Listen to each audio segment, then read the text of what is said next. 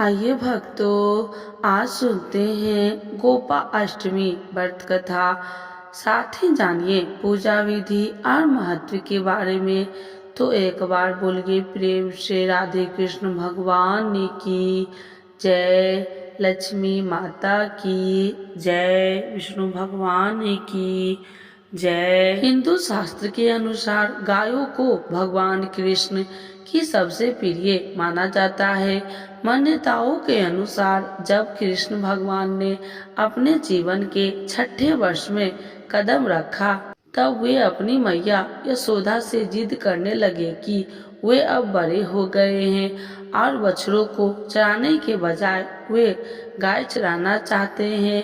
उस दिन कार्तिक मास के शुक्ल पक्ष की अष्टमी तिथि थी। उनके हट के आगे मैया को हार माननी पड़ी और मैया ने उन्हें अपने पिता नंद बाबा के पास इसकी आज्ञा लेने भेज दिया। भगवान कृष्ण ने नंद बाबा के सामने जिद रख दी कि अब वे गैया ही चराएंगे। नंद बाबा गैया चराने की शुरुआत करने का शुभ मुहूर्त पूछने सांडिल्य ऋषि के पास गए।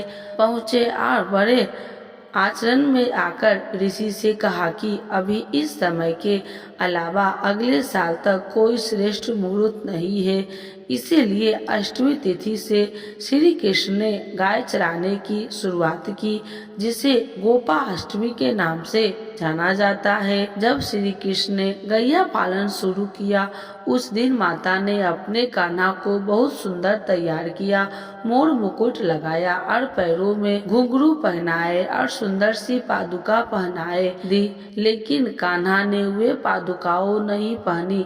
उन्होंने मैया से कहा, अगर तुम इन सभी गैयाओं को चरण पादुका पैरों में बांधोगी तब ही मैं यह पहनूंगा।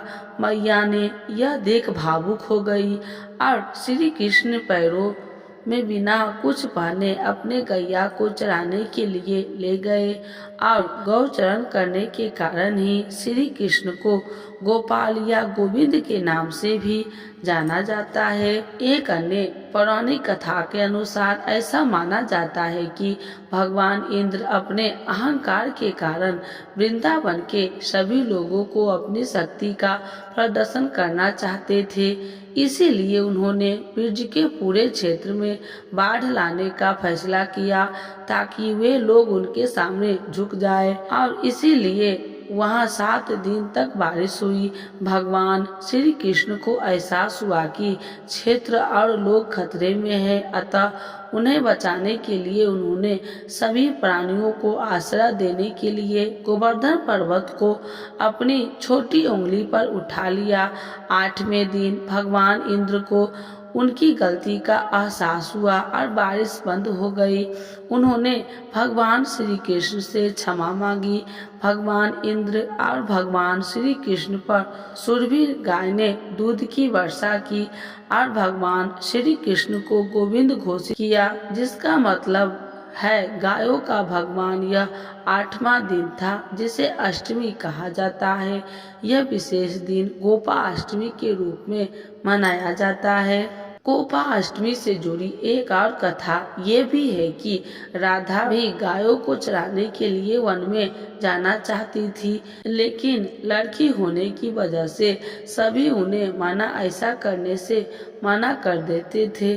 जिसके बाद राधा को एक तरकीब सूझी। उन्होंने ग्वाल जैसे कपड़े पहने और वन में श्री कृष्ण के साथ गाय चराने चली गई। गोपा अष्टमी का महत्व गायों को हिंदू धर्म और संस्कृति की आत्मा माना जाता है। उन्हें शुद्ध माना जाता है और हिंदू देवताओं की तरह उनकी पूजा भी की जाती है।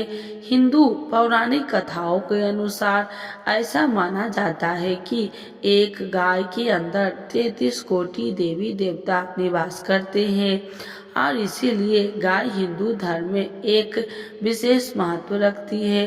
गाय को आध्यात्मिक और दिव्य गुणों की स्वामी कहा गया है और यह देवी पृथ्वी एक और रूप है।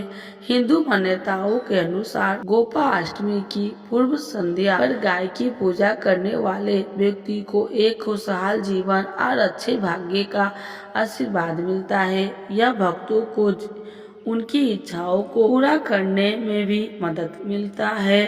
गोपाष्टमी एक महत्वपूर्ण हिंदू त्योहार है जो भगवान श्री कृष्ण के गौ पालन और लीलाओं की याद दिलाता है।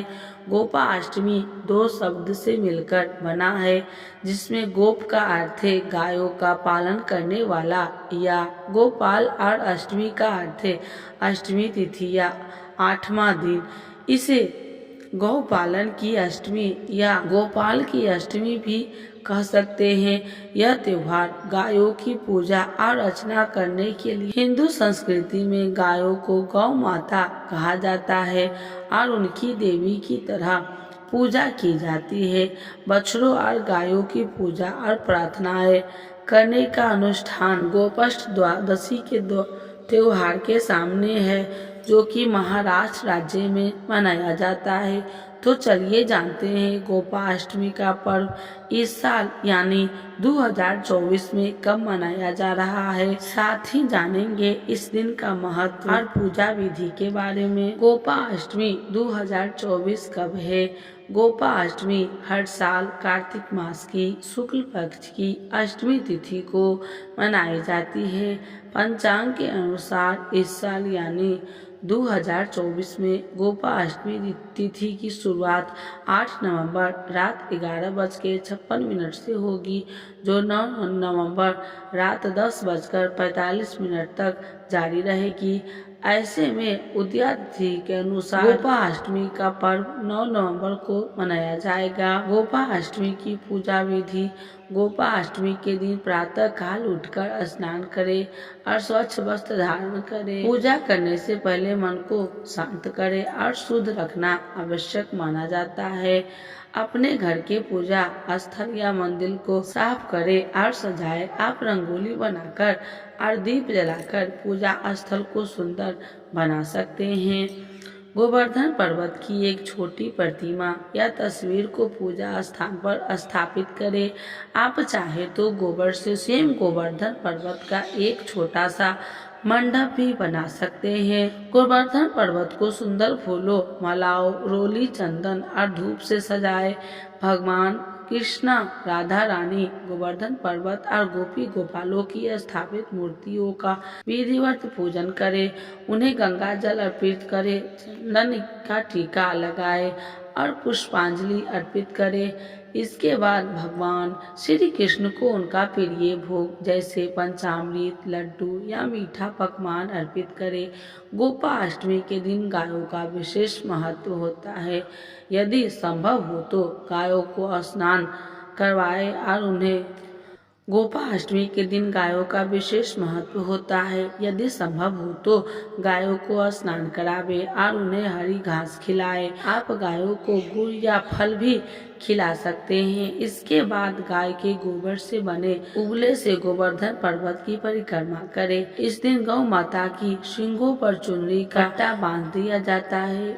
गाय माता की परिक्रमा भी की जाती है। सुबह गायों की परिक्रमा कर उन्हें चराने बाहर ले जाते हैं। इस दिन ग्वालों को भी दान दिया जाता है। कई लोग उन्हें नए कपड़े देकर तिलक लगाते हैं। गोपाष्टमी के पर्व पर ब्राह्मणों को भोजन कराने और दान देने का भी विधान है। आप अपनी श्रद्धा अनुसार दक्षिणा दे सकते हैं और वस्त्र, अनाज आदि का दान भी कर सकते हैं। पूजा के उपरांत गोवर्धन पर्वत की परिक्रमा करें और आरती उतारें। आरती के बाद प्रसाद का वितरण करें और सेव भी ग्रहण करें। आप गोपाष्टमी के पर्व पर भगवान श्री कृष्ण के भजन कीर्तन का आयोजन कर सकते हैं। इससे वातावरण भक्तिमय हो जाता है और मन को शांति मिलती है।